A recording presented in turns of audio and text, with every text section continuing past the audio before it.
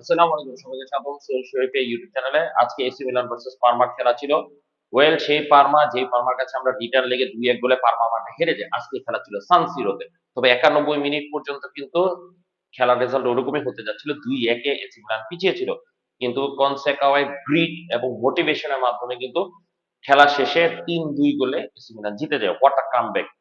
অনেকগুলো কামব্যাক আমরা ইতিমধ্যে দেখেছি ফনসেকার আন্ডারে।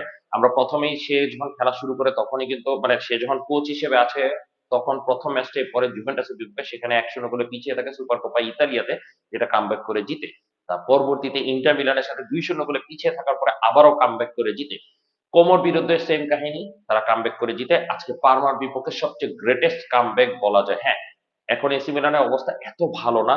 এটা যদি রিয়াল মাদ্রিদ অথবা বার্সেলোনা হয়তো হয়তো বা পুরা বিশ্বে আলোড়ন সৃষ্টি হয়ে যেত, কিন্তু এসি মিলানের কামব্যাকটা কিন্তু আমার কাছে অনেকটাই অনেকটাই সেরা কামব্যাক মনে হয়েছে। কারণ কি 91 মিনিট পর্যন্ত এসি মিলান 2-1 গোলে পিছিয়ে রয়েছে, তারপর একটা গোল বাতিল হয়ে যায় অফসাইডের কারণে। তারপরে 93 মিনিটে গিয়ে গোল করে রেঞ্জার্স। তারপরে 96 মিনিট 95 মিনিটে গিয়ে আবার পাভলোভিচ গোল করে, যেটা ক্রেডিটটা অবশ্যই চুকুইজাকে দেওয়া হয়। তার পায়ে লেগে গোলকিপার বিভ্রান্ত হয়ে যায়, তারপরে মিস্টেক করে গোলটা হয়ে যায়।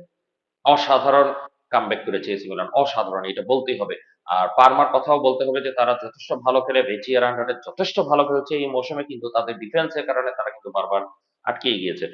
তো ফনসেকা আগের ম্যাচে ছিল কোচ হিসেবে, তো সেই ম্যাচে অবশ্যই তাকে বলতে হবে ফনসেকা খুব ভালো একজন টেকনিশিয়ান, কিন্তু তার ট্যাকটিক্যাল অ্যাপ্রোচের মধ্যে সবকিছুই ভালো ছিল, কিন্তু তার প্লেয়ারদের প্রতি মোটিভেশনটা সে ঠিক মতো ধরে রাখতে পারছিল না, যেটা ফনসেকাও ধরে ফেলেছে।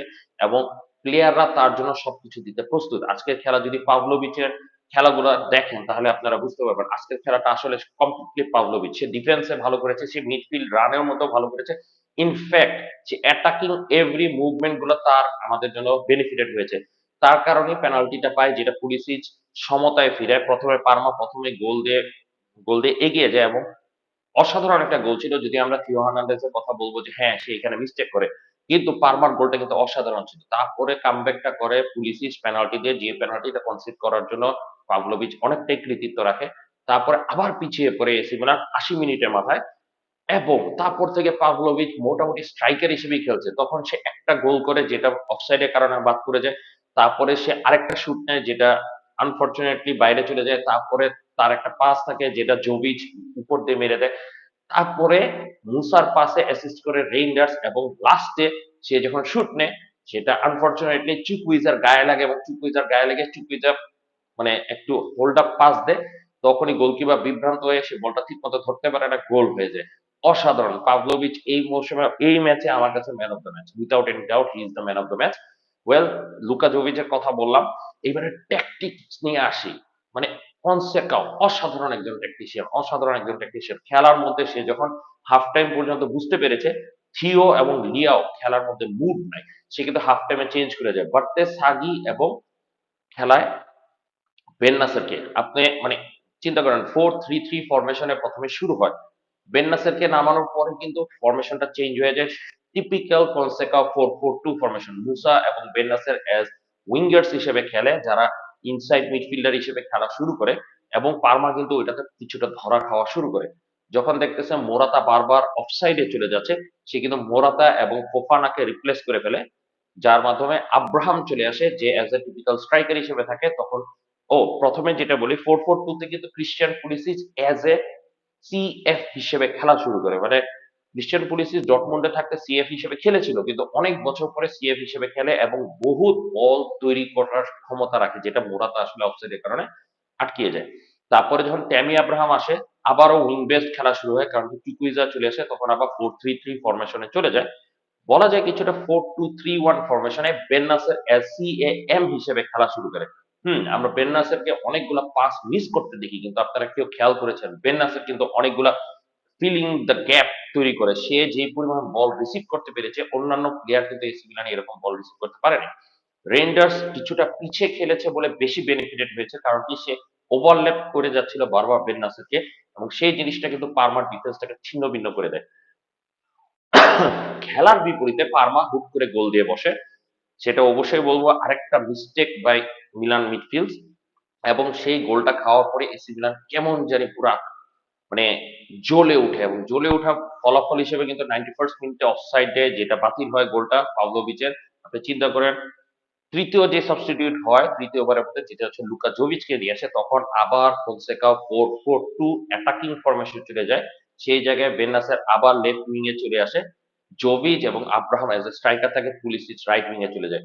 এবং বিষয়টা খুবই চমৎকার ভাবে পারমার কাছে ধরা পড়ে, এবং পারমা যেই খেলাটা খেলেছিল, বেচিয়াকে অবশ্যই ক্রেডিট দিতে হয় তার এই অ্যাপ্রোচটা। সে যেটা করেছে, অফসাইড ট্র্যাপটা পারফেক্টলি অ্যাচিভ করতে পেরেছে, এবং মিলানের প্লেয়াররা বারবার অফসাইড পজিশনে চলে যাচ্ছিল, যেই কারণে পাসিং রেঞ্জটা কমে যাচ্ছিল। কিন্তু এই একই মিস্টেকের কারণে কিন্তু তারা ধরা খেয়ে যায়। রেইন্ডার্স যে কাজটা করে, যে গোলটা রেইন্ডার্স দেয়, আপনি যদি খেলাটা দেখেন, ওই পারে আরেকটা প্লেয়ার অফসাইডে, মানে ওই পারে আরেকটা প্লেয়ার ইনঅ্যাক্টিভ ছিল, কিন্তু আনফরচুনেটলি বাই দ্য রুলস গোলকিপারের সামনে আরেকটা প্লেয়ার থাকলে আর অফসাইডে থাকে না, রেইন্ডার্স কিন্তু অফসাইড থেকে বেঁচে গেল। সেম থার্ড গোলও কিন্তু একই ঘটনা ঘটে। লেফট উইং এ যখন বলটা ক্যারি করে বাড়তে সাকিব মাঠ থেকে বাইরে চলে যায়, সে যখন ক্রস দিয়ে দেয়, ক্রস দেওয়ার পরে তার সাথে আরেকজন প্লেয়ার থাকে, সেই প্লেয়ারটা কিন্তু ইনঅ্যাক্টিভ বলা যায়, কিন্তু ইনঅ্যাক্টিভ থেকে সে যখন ফিরে আসতে থাকে, এই সাইড থেকে কিন্তু ইতিমধ্যে পাভলোভিচ শুট করে ফেলে। চুকুইজা অফসাইডে থাকা সত্ত্বেও বাই দ্য রুলস সে কিন্তু গোল হাসিল করে দেয়। এই পারমার অফসাইড ট্র্যাপটা আসলেই বলবো যে অসাধারণ। আনফরচুনেট ফর দেম যে অফসাইড রুলস এর কারণে তার গোলগুলো বাতিল হয়ে যায়, কিন্তু তারা কিন্তু তিনটা গোলেই কিন্তু অফসাইড ট্র্যাপের মধ্যে ফেলতে পারে মিলানকে। এবং মিলানের কনসেকাওকে বলবো হোয়াট আ গেম। হ্যাঁ, ক্যালাব্রিয়া নিয়ে লাস্ট একটা ইনসিডেন্টের ভিডিও আমরা অনেকেই দেখেছি, কোচের সাথে ক্যালাব্রিয়া। আপাতত কোনো অফিসিয়াল কোনো মানে কাহিনী আমরা পাইনি, কিন্তু যতটুকু কমেন্টস বা অন্যান্য কিছুতে দেখেছিলাম, কালাব্রিয়া মোস্ট লাইকলি ওদের প্লেয়ারকে মারতে গেছিল, দ্যাটস ওয়াই কনসেকাও দৌড়ে গিয়ে কালাব্রিয়াকে আটকায় এবং কালাব্রিয়াকে শাসন করে। বিকজ প্রথমে এসি মিলান যেহেতু জিতেছে, আগে তারা সেলিব্রেট করবে, দেন হচ্ছে এজ এ ফ্রেন্ডশিপ হিসেবে করবে। এজ এ ক্লাব ক্যাপ্টেন কালাব্রিয়ার আসল কথা এই কাজটা করাটা উচিত হয় না। তবে হ্যাঁ, কালাব্রিয়া এবং এই ইনসিডেন্ট গুলো পরে দিয়ে আমরা আলোচনা করি। প্রথম কথা হচ্ছে এসি মিলানের জয় নিয়ে আসলে আমার খুবই ভালো লাগছে, এতটাই উত্তেজিত যে মানে ভিডিওটা সাথে সাথে করে ফেললাম।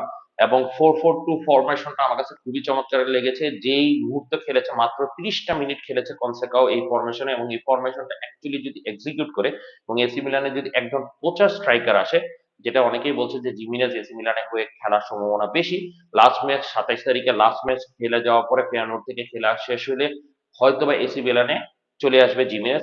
জিমিনেজ যদি চলে আসে, এসি মিলান কিন্তু নেক্সট ডাইমেনশনে চলে যাবেন। আপনি চিন্তা করেন, মোরাতা এবং আব্রাহাম যে কমিউনিকেশনটা করতে পারতেছে, জিমিনেজ একজন কোচার হিসেবে তার চেয়ে ভালো কমিউনিকেশন করতে পারবে। কারণ কি, জিমিনেজের মধ্যে আপাতত যতটুকু দেখেছি, তার মধ্যে কোচার অ্যাপ্রোচ আছে, তার মধ্যে গোল স্কোরিং অ্যাপ্রোচ আছে, এবং সে কিন্তু এজ এ সেকেন্ডারি স্ট্রাইকার হিসেবে খেলতে পারে। ওয়েল, ট্রান্সফার মার্কেটে আসলে কথা কি হয় না হয়, এটা আসলে ট্রান্সফার মার্কেটে গল্প। তবে এসি মিলানের কামব্যাকটা যথেষ্ট ভালো লেগেছে, এবং লুকা জোভিচকে যেই হিসাবে নিয়ে আসা হয়েছিল সেইটা কিন্তু পারফেক্টলি এক্সিকিউট করতে পেরেছে। সে কিন্তু শ্যাডো স্ট্রাইকার হিসেবে সে খেলতে পেরেছে। আনফরচুনেটলি লুকা জোভিচ হয়তোবা চলে যাবে মিলান থেকে, কিন্তু সে যদি মিলানের আন্ডারে থাকে, হয়তোবা ফনসেকার আন্ডারে সে ভালো একটা কামব্যাক করতে পারে।